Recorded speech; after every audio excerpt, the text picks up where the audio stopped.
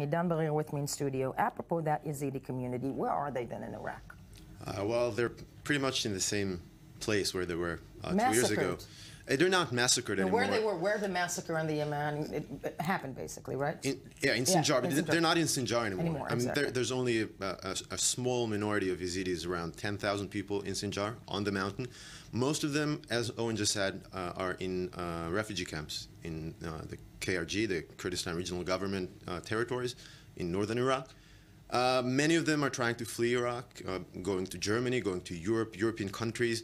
But they're struggling with this giant wave of immigrants and refugees going to Europe. Yeah. So they're not alone in this. So many of them are stuck in refugee camps also in Europe, in Greece, in Germany, in other places, trying to find their way to a safe haven.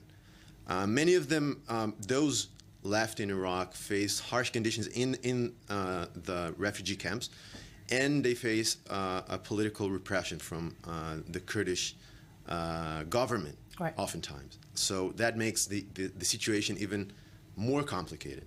They're in this strange situation. 2 years they've been struggling, 2 years in these refugee camps, but getting no help, no aid whatsoever. Not from the Kurdish autonomous region government, not from any other party in the world. Who, if anybody at all, is stating the case for this community that came into public knowledge only 2 years ago? I mean, let's face it, 2 years ago, nobody in the world knew who the Yazidi population was. That's true. In many ways. And, you know, the only thing that came about is that they were the first, I think, you know, the first victims, or some of the first victims when it comes to the ISIS attacks that the world's experienced. Who's stating their case?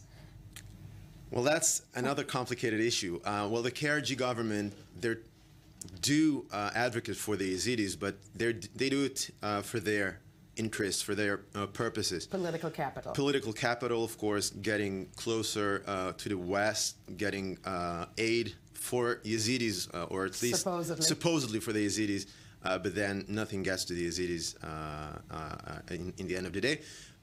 There are some random initiatives around the world for aiding Yazidis. We just heard a few months ago about Amal Clooney advocating for them. She's a world-renowned world barrister, human rights activist, and she helps them a lot. There are some random initiatives, but there's nothing coordinated. Do we have any idea, in quantifying in numbers, how many more Yazidi women are still being held by ISIS, by the group, by the Islamic State?